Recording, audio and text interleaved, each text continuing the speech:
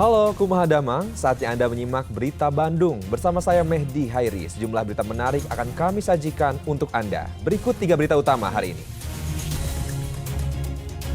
Pembongkaran ratusan kios di Pasar Banjaran Kabupaten Bandung berlangsung ricuh. Kericuhan warnai sidang vonis kasus penggelapan Koperasi Sejahtera Bersama di Pengadilan Negeri Bogor.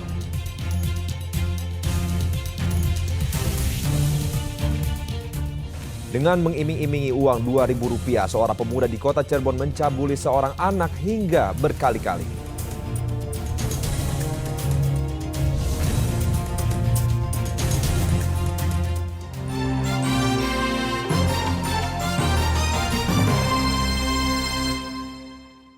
Kita jelang informasi pertama. Aksi pengosongan sekaligus rencana pembongkaran Pasar Banjaran di Kabupaten Bandung berlangsung ricuh. Ratusan pedagang yang tak terima kiosnya akan dibongkar langsung memberikan perlawanan kepada Satpol PP. Suasana memanas terjadi saat ratusan pedagang pasar tradisional Banjaran Kabupaten Bandung terlibat adu dorong dengan petugas Satpol PP. Kericuhan ini terjadi karena mediasi antara pedagang dengan Pemkab yang sebelumnya alot tak membuahkan hasil. Satu alat berat yang telah dikerahkan di lokasi membuat suasana semakin memanas hingga akhirnya petugas memaksa untuk melakukan pengosongan namun dihadang para pedagang. Beruntung kericuhan tak meluas setelah aparat kepolisian ikut meredakan suasana. Isak tangis pedagang terutama emak-emak mewarnai peristiwa ini. Mesti bisa berdagang, itu yang kita inginkan. Meskipun ada revitalisasi mungkin dengan harga yang masuk akal mungkin. Iya, sebenarnya pasar ini udah 3 kali pembangunan.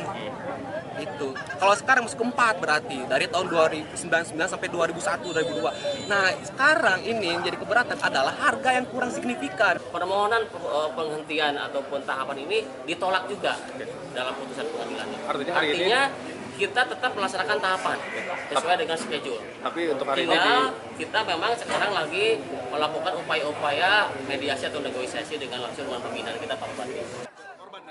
Rencananya pasar tradisional Banjaran yang sudah berdiri selama puluhan tahun ini akan direvitalisasi. Namun sebagian pedagang menolak karena belum ada kesepakatan nilai pembayaran kios baru di atas Rp60 juta karena dianggap terlalu mahal. Selain itu, para pedagang juga menolak jika pasar dikelola pihak swasta. Muhammad Ahwas melaporkan dari Kabupaten Bandung. Waspada akan korsleting listrik. Sejumlah kebakaran terjadi akibat korsleting listrik di Kabupaten Pangandaran dan Bandung Barat. Warung sate dan rumah panggung ludes rata dengan tanah usai dilahap si jago merah.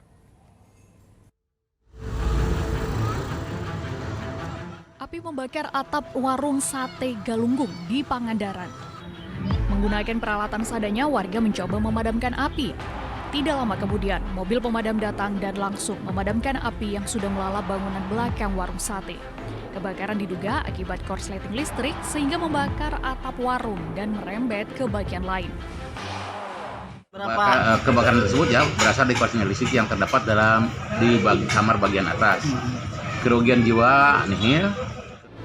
Kebakaran yang diduga akibat korsleting listrik juga terjadi di kawasan Saguling, Kabupaten Bandung Barat pada Kamis minggu lalu.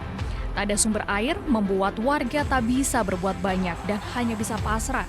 Api terus membesar dan melahap rumah panggung yang ditempati 3 orang jiwa ini hingga rata dengan tanah. Seorang remaja berusia 15 tahun sekaligus penghuni rumah atas nama Ahmad Maulana mengalami luka bakar setelah sempat terkepung kobaran api. Korban lolos dari maut dan kobaran api sempat mengepungnya di dalam kamar. Korban yang tengah tidur sendirian terbangun dengan suara warga sekaligus ayah korban yang berteriak dan mendobrak pintu dapur rumah.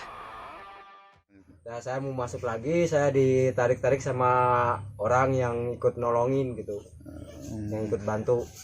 Terus anak tersebut lari keluar sendiri.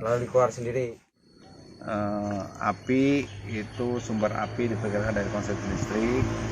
Kerugian semua ditaksir sekitar 60 juta. Habis semua rumah terbakar, dari mulai perabotan rumah, tangga, semua peralatan juga habis. Sementara di Kabupaten Garut, sebuah rumah semi permanen di Desa Sukawengi, Kecamatan Singajaya terbakar saat ditinggal penghuninya mengikuti pengajian.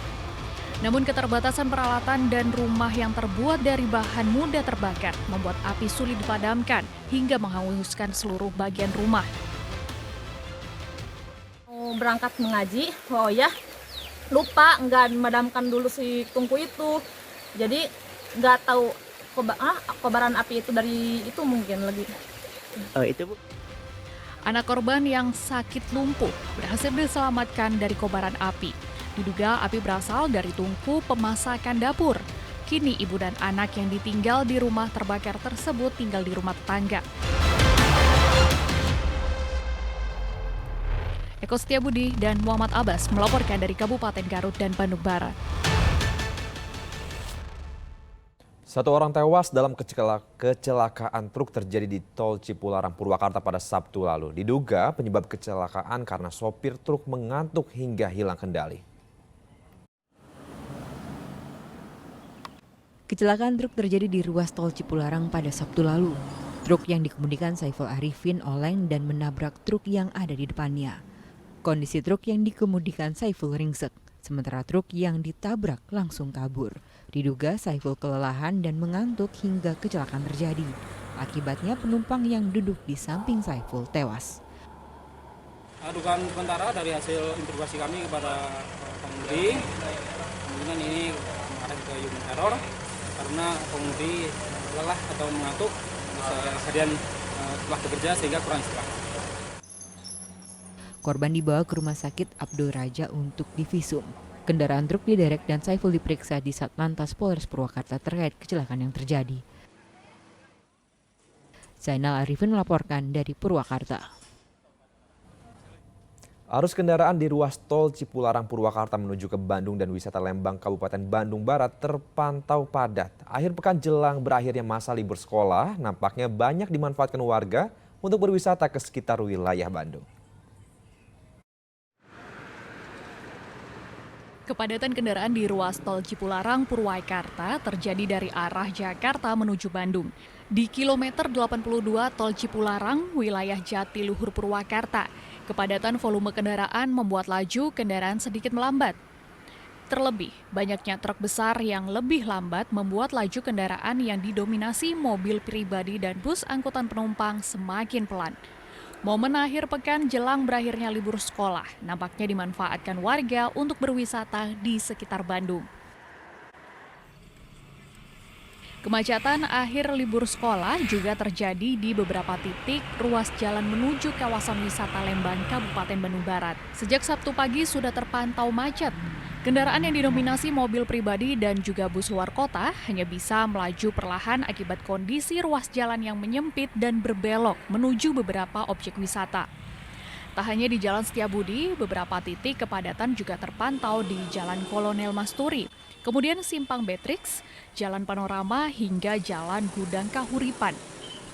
Beberapa pintu masuk menuju objek wisata seperti Farmhouse, The Great Asia Afrika, hingga Floating Market sudah dipadati pengunjung sekaligus masyarakat yang memanfaatkan akhir liburan sekolah ini. Awal masuk sekolah tahun ajaran baru di sebagian besar wilayah Jawa Barat sendiri akan dimulai pada Senin 17 Juli 2023. Zainal Arifin dan Muhammad Abbas melaporkan dari Purwakarta dan Kabupaten Bandung Barat.